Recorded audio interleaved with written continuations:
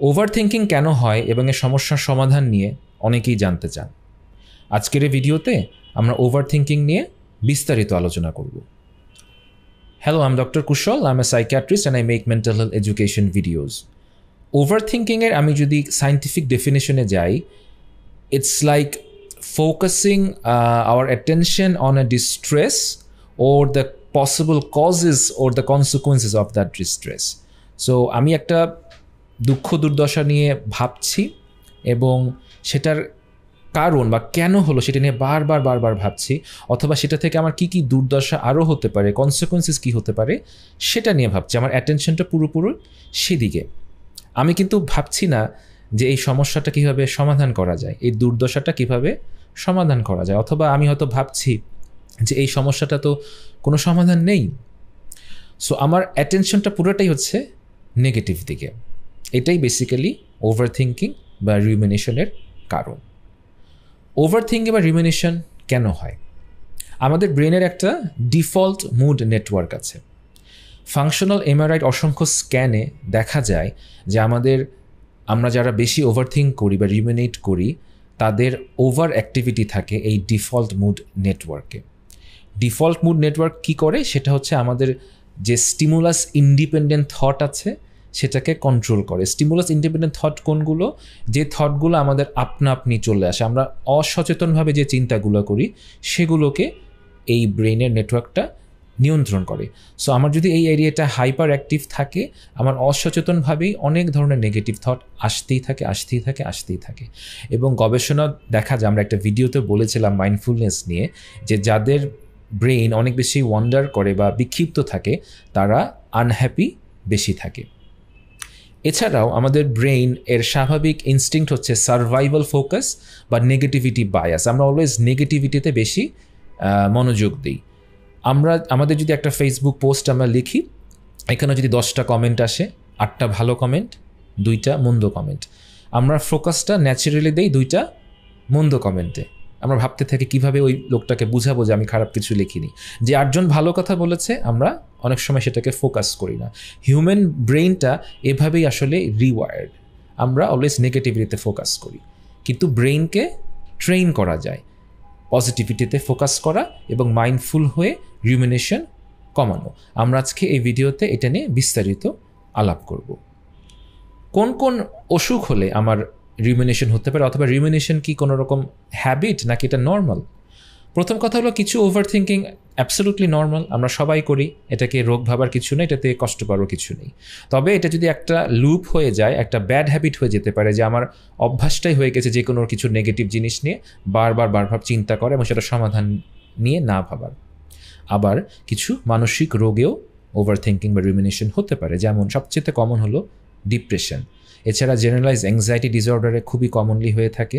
ওসিডিতে খুব মারাত্মক রিউমিনেশন হয়, এডিএইচডিতে রিউমিনেশন হয়, ইটিং ডিসঅর্ডার যেমন অ্যানোরেক্সিয়া নার্ভোসা, বুলিমিয়া নার্ভোসাতে প্রচুর রিউমিনেশন হয়, এবং কিছু সাবস্টেন্স ইউজে রিউমিনেশন হয়ে থাকে। সো আমরা এই মানসিক রোগগুলো নিয়ে যদি কাজ না করি, রিউমিনেশন কিন্তু আমাদের যাবে না। কোন 5টা ফোকাস বা টপিক নিয়ে মূলত আমাদের রিউমিনেশন বা ওভার থিঙ্কিং হয়?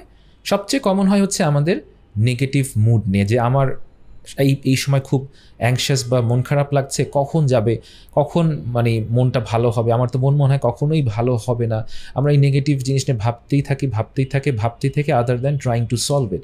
অনেক ডিপ্রেশনের ক্লায়েন্টরা কিন্তু এরকম করেন, তারা ডাক্তারের কাছে আসেন না, সাইকোলজিস্টের কাছে আসেন না, কিন্তু তার ডিপ্রেশন নিয়ে ভাবতেই থাকেন। এটা সবচেয়ে কমনলি আমরা পাই।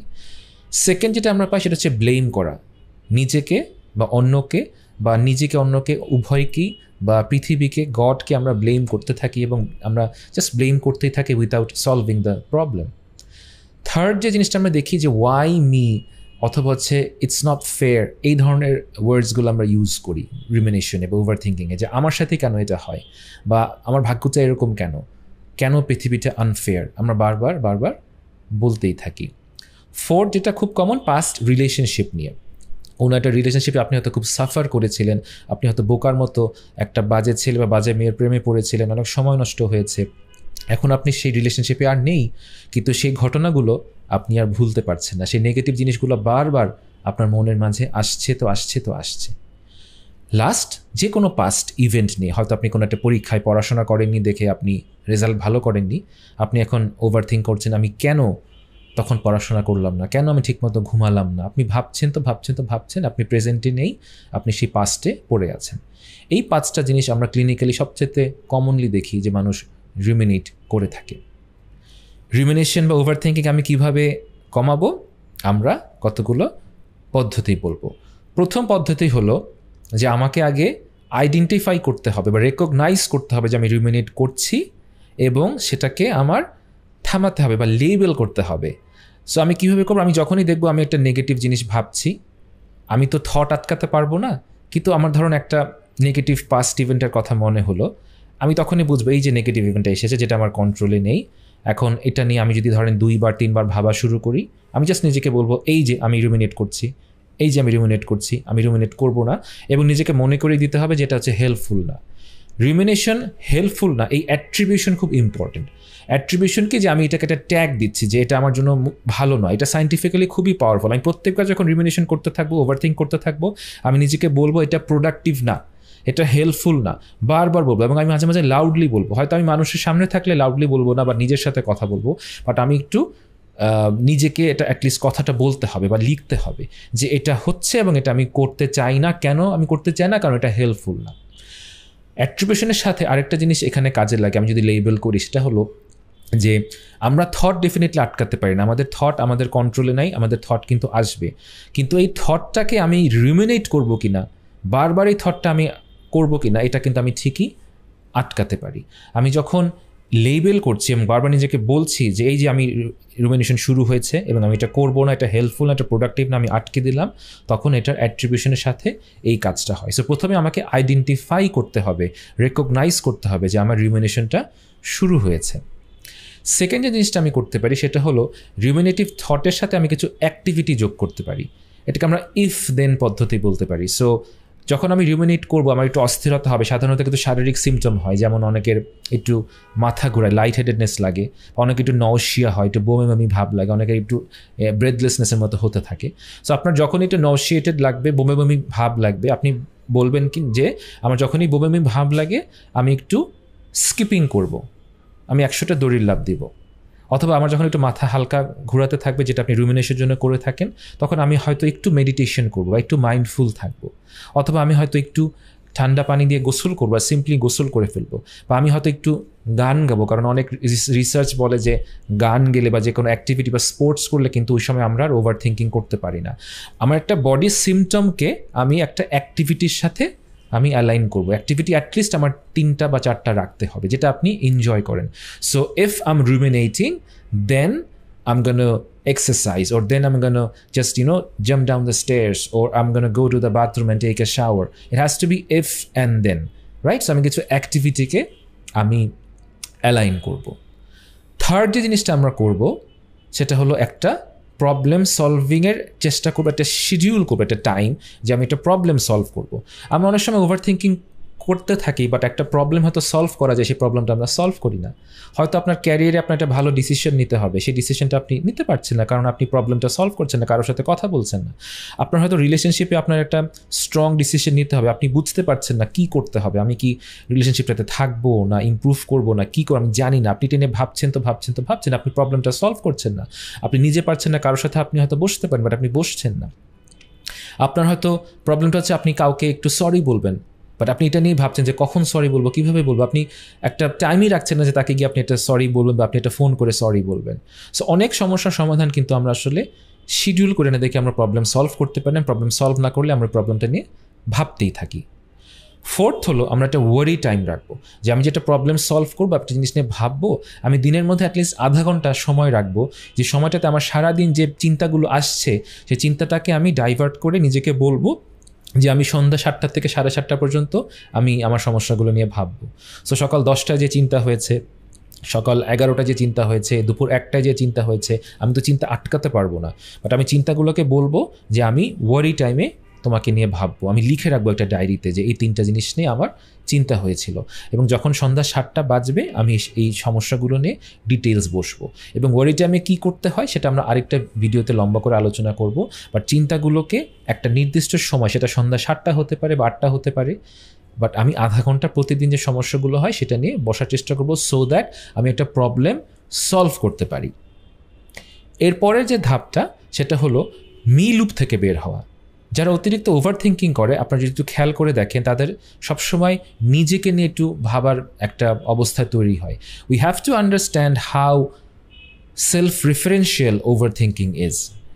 ইটস লাইক ওয়াই মি, আমার সাথে কেন হলো, আমার সাথে এরকম ব্যবহার কেন হলো, আমার ভাগ্যটা কেন খারাপ, আমি কেন এরকম, আমি কেন চেঞ্জ হতে পারি না, আমার কেন মন খারাপ থাকে। সো ব্রেনের যে মি লুপ, এই মি লুপটা খুব অ্যাক্টিভেটেড থাকে যাদের ওভার থিঙ্কিংয়ের সমস্যা থাকে। আমাদের এই আমিত্বকে বাদ দিয়ে আমরা যদি একটু পৃথিবীর প্রতি কিউরিয়াসিটি ডেভেলপ করি, অন্যদের কি হচ্ছে, আজকে বিকালে কি হবে, আমার বন্ধুটার কি হচ্ছে, আমার মা বাবার কি হচ্ছে, আমার আত্মীয় স্বজন কেমন আছে, পৃথিবীর মানুষ কেমন আছে, তখন এই মি লুপ থেকে আমি আস্তে আস্তে একটু হলেও বের হতে পারবো। এর পরের ধাপ হচ্ছে রিসার্চ বেসড কিছু ইন্টারভেনশন আছে ওভার থিঙ্কিং কমানো। আমি সেগুলো একটা একটা করে আলোচনা করছি। ফার্স্ট যে জিনিসটা আমি করতে পারি, আমি একটা সাপোর্টিভ কারোর সাথে নন জাজমেন্টালি আমার থটগুলো নিয়ে আলোচনা করতে পারি। এখানে খেয়াল রাখতে হবে সেই সাপোর্টিভ মানুষটা ফ্রেন্ড হতে পারে, ভাই হতে পারে, থেরাপিস্টও হতে পারে, আমাদের মতো সাইকিয়াট্রিস্টও হতে পারে, কিন্তু কো-রিমিনেট করা যাবে না। কো-রিমিনেশন কি, যে আমি তো রিমিনেট করছি, যিনি আমার কথা শুনছেন তিনিও রিমিনেট করছে, মানে তিনিও নেগেটিভ জিনিস নিয়ে আলোচনা করছে, অথবা আমার রিমিনেশনকে সে আরও প্রশ্রয় দিচ্ছে, এটা না। তিনি আমাকে নন জাজমেন্টালি শুনবেন, তিনি আমাকে ভরসা দিবেন, আমি যেন লজ্জা ফিল না করি সেভাবে আমার কথাটা শুনে উনি আমাকে একটা ভরসার জায়গা করে দেবে। এই রিলেশনশিপ এক্সপেক্টটা খুবই ইম্পর্টেন্ট এই জায়গাটাতে। আমি যদি একটা সাপোর্টিভ ফ্রেন্ড বা থেরাপিস্ট পাই, তিনি আমার থটগুলোকে খুব সুন্দর করে অ্যাসেস করে একটা হেলদি জায়গায় নিয়ে আসতে পারে। রিসার্চ দেখা যায় এতে করে ওভার থিঙ্কিং কমে যায়। সেকেন্ড জিনিসটা আমরা করতে পারি সেটা হলো মাইন্ডফুলনেস। খুবই এফেক্টিভ মাইন্ডফুলনেস। আমার একটা আলাদা ভিডিও আছে, আমি লিঙ্কটা দিয়ে দিচ্ছি, আপনারা ডিটেলস ভিডিওটা দেখে নেবেন। আমরা ওভার থিঙ্কিং কমানোর জন্য সিম্পল যেটা করতে পারি, আমাদের প্রেজেন্টে থাকতে হবে। সো প্রেজেন্টে থাকার জন্য আমরা 2টা কাজ করব। একটা হলো যখনই আমি একটু অন্যদিকে মনটা চলে যাবে, আমি আমার 5টা সেন্সকে প্রেজেন্টে নিয়ে আসবো। সো আমি চোখ দিয়ে কি দেখছি দেখবো, আমি নাক দিয়ে কি গন্ধ পাচ্ছি দেখবো, কান দিয়ে কি শুনছি দেখবো, কি টেস্ট করছি সেটা দেখবো, এবং কি ফিল করছি, 5টা সেন্সেস অ্যাক্টিভেট করব। তখন হবে কি, আমি যাই চিন্তা করছি না কেন, আমার এই 5টা সেন্সে আমার ফোকাস চলে আসবে, আমি প্রেজেন্টে চলে আসবো। যখনই আমি বিক্ষিপ্ত থাকবো, আমি 5টা সেন্সকে অ্যাক্টিভেট করব। এই 5টা সেন্সের 4টা কিন্তু ব্রেনে, আপনি যদি ভুলে যান, চোখ, নাক, কান এবং হচ্ছে গিয়ে জিহ্বা, আর একটা হচ্ছে মন কি ফিল করছে। সো আমি প্রেজেন্টে থাকবো। আরেকটা হলো যে কাজই আপনি করবেন সেই কাজটাতে প্রেজেন্ট থাকার চেষ্টা করবেন। ধরুন আপনি খাচ্ছেন, শুধু খাবেন, আপনি খাওয়ার সময় মোবাইল দেখবেন না, আপনি খাওয়ার সময় অন্য কারোর সাথে কথা না বলার চেষ্টা করবেন, আপনি পড়াশোনা করছেন, শুধু পড়বেন, আপনি হাঁটছেন রাস্তায়, আপনি শুধু হাঁটবেন, হাঁটার সময় অন্য কিছু করবেন না, আপনি গান শুনবেন না। আমরা একসাথে একটার বেশি কাজ না করার চেষ্টা করব, মাল্টিটাস্কিং না করার চেষ্টা করব। যাদের আমাদের ওভার থিঙ্কিংয়ের সমস্যা, আমরা মাল্টিটাস্কিংটাকে একেবারে নিষেধ করে নেব আমাদের জীবনে। আমরা যদি 2টা জিনিস রেগুলার করতে থাকি বা কোনো গাইডেড মেডিটেশনও করতে থাকি, তাহলে আমাদের কিন্তু আমরা মাইন্ডফুল থাকবো। মাইন্ডফুলনেস প্রচণ্ড ভালো কাজ করে ওভার থিঙ্কিং। এটা একটু সময় লাগে, 1 মাস সময় লাগবে করতে, কিন্তু 1 মাস পরে আপনি ব্রেনে সিগনিফিক্যান্ট চেঞ্জেস পাবেন, আপনার ওভার থিঙ্কিং কিন্তু কমে আসবে। এরপর যে রিসার্চ বেসড ইন্টারভেনশন, সেটা হচ্ছে গিয়ে রুমিনেশন ফোকাসড কগনিটিভ বিহেভিয়ার থেরাপি। তার মানে কিছু রুমিনেশন ফোকাস সিবিটি যখন আমরা করি, সেখানে আমাদের অ্যাবস্ট্রাক্ট থিঙ্কিংগুলোকে কনক্রিট থিঙ্কিংয়ে রূপান্তর করা যায়। ধরুন আপনি একটা রিলেশনশিপ প্রবলেম নিয়ে আপনি সিবিটি করতে গিয়েছেন বা আলোচনা করতে গিয়েছেন, আপনি হয়তো হাজব্যান্ড ওয়াইফের ঝগড়ায় আপনি চিন্তা করছেন যে আমার ভাগ্যটা এত খারাপ কেন, ও আমার সাথে এত খারাপ ব্যবহার করছে কেন, কি হলো, মানে আপনি খুব অ্যাবস্ট্রাক্ট থিঙ্কিং করছেন। আপনার থেরাপিস্ট আপনাকে কি কাজ করবে, আপনার এই অ্যাবস্ট্রাক্ট থিঙ্কিংটাকে কনক্রিট থিঙ্কিংয়ে রূপান্তর করে দেবে। সে পুরো সমস্যাটার গভীরে যাবে, কেন এরকম আপনার পার্টনার করছে, আপনার এখানে কোনো ফল্ট আছে কি না, কোনো পাস্ট ট্রমা আছে কি না, আপনার পাস্ট ট্রমা, তার পাস্ট ট্রমা, সব কিছু আরও গভীরভাবে একটা কনক্রিট থিঙ্কিংয়ে নিয়ে যাবে। তখন আপনার রিমিনেশনটা বা ওভার থিঙ্কিংটা অনেকটাই কমে আসতে সহায়তা করবে। সো রিমিনেশন ফোকাস বা over thinking focus cognitive behaviour therapy খুবই এভিডেন্স বেসড থেরাপি, যেটা আসলে ওভার থিঙ্কিং কমিয়ে আনে। একজন সাইকোলজিস্ট আপনার সাথে বসে এটা করতে পারে। সর্বশেষে যে সকল রোগের কথা বলেছিলাম, যেমন OCD, ADHD, depression, generalize anxiety, substance use, eating disorders, আপনি যদি কোনো রকম মানসিক রোগে ভুগে থাকেন আপনার সাইকিয়াট্রিস্টের ডায়াগনোসিস মতে, তখন সেই রোগটা যদি আপনি সারিয়ে তোলেন তখন কিন্তু ওভার থিঙ্কিং বা রিমিনেশন কমে যায়। আপনার যদি ওসিডি থাকে, ওসিডি নিয়ন্ত্রণে চলে আসে, আপনার একই ওসিডির থট হবে না। আপনার যদি এডিএইচডি নিয়ন্ত্রণে চলে আসে, আপনার এডিএইচডি রিলেটেড রুমিনেটিভ থট হবে না। তো সবসময় আমাদের কিন্তু শুধুমাত্র নর্মাল, আমি বলবো যে হেল্পফুল টেকনিক্সগুলো আমরা বলেছি সেগুলো করলেই ওভার থিঙ্কিং চলে যাবে না, আমাদের অনেক সময় মানসিক রোগের চিকিৎসাটাও করতে হবে। সো এই পদ্ধতিগুলো যদি আমরা পালন করি, ধীরে ধীরে সব কিছু একসাথে করতে হবে তা না, হোপফুলি আমাদের ওভার থিঙ্কিং কমে যাবে। আপনাদের যদি এই ভিডিওটা কাজে লেগে থাকে, আপনারা আপনাদের ফ্রেন্ডস অ্যান্ড ফ্যামিলির সাথে শেয়ার করবেন, কারণ ওভার থিঙ্কিং সমস্যা আমাদের অনেক মানুষের হয়ে থাকে।